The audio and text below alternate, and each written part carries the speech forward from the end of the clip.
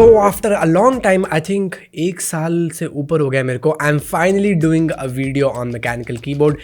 This is the eSports MK1300 Mini and you can get this for just under rupees 2000 from Amazon and their official website. But why does this exist? Because MK1200 Mini अभी भी Amazon पे मिल रहा है for about the same price. So is this really an upgrade over that? Should you really buy it? Let me answer all of those questions in this video. Now inside the box आपको keyboard मिलता है, आपको एक user manual भी मिलता है, which is nice to see, and you also get a USB-C cable. And before I jump to the keyboard itself, let me talk about this cable because एक तो ये काफी लंबी है, 1.6 meters की है. It is also braided. Again, not really sure if it's good for durability. I have mixed opinions on that. However, it is a detachable USB-C cable. So even though अगर 6 महीना बाद या 1 साल बाद इस केबल में कुछ प्रॉब्लम आती है, you can always get a new one and you're good to go. And that also means कि आप ये कीबोर्ड अपने फ़ोन या टैबलेट के साथ भी यूज़ कर सकते हो, which I think is a pretty handy feature अगर आपको ट्रैवल करना पसंद है अपने मैकेनिकल कीबोर्ड के साथ. And lastly, this also means कि आप रात को सोने से पहले अपना कीबोर्ड कबर्ड में रख सकते हो ताकि सुबह तक उसमें धूल ना आ जाए. Now anti-sports have anti-sports लग रहा है यार, शिट, मेरे को नहीं भेजेंगे कीबोर्ड आज के बाद ये. Now anti-sports have made a couple of minor changes when it comes to the design. एक तो जो USB-C केबल है वो बिल्कुल सेंटर में जुड़ती है as compared to towards the left on the MK1200 Mini. And जो function keys वाले fonts हैं वो थोड़े से change लगे मुझे, even though जो actual main font है वो बिल्कुल identical है MK1200 Mini से. But perhaps the biggest change when we talk about the design on the MK1300 Mini is that we no longer get those elevated feet. Again, not sure why anti-sports skipped on that because मेरे को हमेशा वो पसंद है. Also because कि आपको हमेशा option रहता है, राइट? अगर आपको फीट नहीं यूज़ करना है तो आप बंद करके भी यूज़ कर सकते हो. Yeah, again, maybe it's just me, but I always prefer to have elevated feet. और जो पूरा कीबोर्ड है वो प्लास्टिक से बना हुआ है, including the top plate as well. और जो की कैप्स हैं वो भी डबल शॉट ABS प्लास्टिक से बना हुआ है. And honestly, I would say I was not expecting more than this at this price point, and मुझे लगता है कि I will be able to tell you more about the durability maybe in a couple of months of time. So stay tuned to TQnet and get subscribed. Now because this is a 60% keyboard, इसमें आपको dedicated numpad नहीं मिलता, आपको dedicated arrow keys भी नहीं मिलते, and everything is kind of accommodated in this 61 key layout. Now इसका एक plus side ये है कि इस keyboard का footprint बहुत कम है.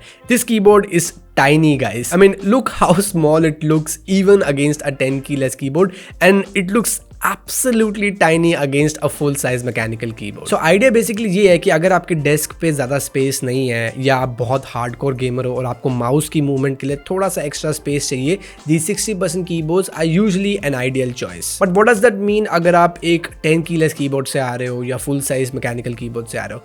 Well I would say of course there is a learning curve, but मुझे मुश्किल से 15 से 20 मिनट लगे to get used to typing on this keyboard generally. Okay, but the biggest difference between the 1300 mini and 1200 mini are the key switches. Now on one hand, जहाँ पर 1200 mini में आपको generic key switches मिलते थे, 1300 mini में anti-sports ने आपको Otemu key switches मिले, which I think is a great move because Otemu key switches are one of the better knockoffs of the original MX cherries. Now ये keyboard दोनों red और blue switches में आता है. मेरे पास यहाँ पर रेड वाला है बिकॉज मैं ब्लू ऑलरेडी बहुत टाइम से यूज़ कर रहा था, एंड ऑल्सो बिकॉज मैं इस अपार्टमेंट में 3 और लोगों के साथ रहता हूँ. so you get my point. But here is a quick sound test before I tell you about my overall experience of using these key switches.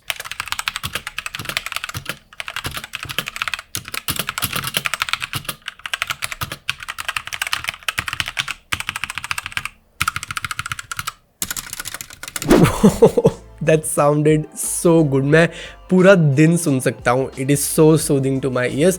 मुझे हमेशा लगता था कि मेरे को blue switches better लगते हैं, but I was so wrong. I think red is my new favorite and I'm sticking to these Otemu red or maybe MX cherry reds for the next couple of years at least. But did you notice something in that sound test?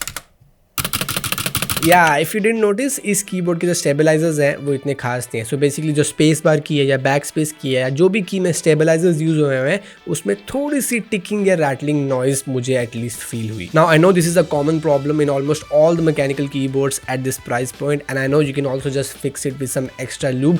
but I still thought it's worth a mention because especially on the red key switches, it kind of ruins the overall experience. Also, one of the main reasons लोग red switches prefer करते हैं is the actuation force, और इस keyboard में भी मुझे actuation force काफ़ी कम लगा. So actuation force is basically जो force लगता है आपको एक की को रजिस्टर करने में, वो काफ़ी कम है, which means कि आप इस कीबोर्ड से थोड़ा सा ज़्यादा फास्ट टाइप कर सकते हो, और अगर आप बहुत सारे e-sports टाइटल खेलते हो, it might have an impact in your overall gaming style. But एक बहुत बड़ा डील ब्रेकर लगा मुझे इस कीबोर्ड में. ना यूजुअली क्या होता है ना, जो 60% कीबोर्ड्स होता है उसमें मैन्युफैक्चरर्स आपको यूजुअली लेयरिंग सिस्टम देता है. सो बेसिकली 3 अलग अलग मोड्स होते हैं जिसमें आप सिर्फ एरो कीज़ भी यूज़ कर सकते हो, आपको फंक्शन कीज़ यूज़ करने वो भी यूज़ कर सकते हो.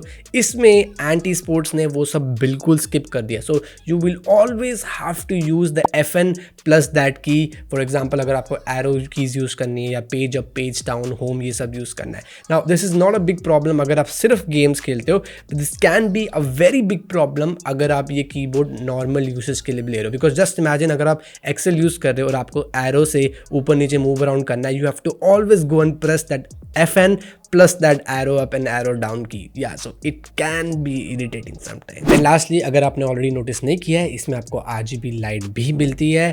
However, इसमें आपको पर की RGB लाइट नहीं मिलती. Also, it's a 5 zone RGB lighting system. So एक की सिर्फ एक कलर में ही लाइट अप हो सकती है. But that said, you do get a bunch of RGB patterns and also you can increase the brightness, increase the speed, और वो सब तो आप कर ही सकते हो. So I will leave the link to the manual and also all the keyboard shortcuts in the description box below in case you want to refer that. So yes, this was my full review of this anti-sports MK1300 Mini.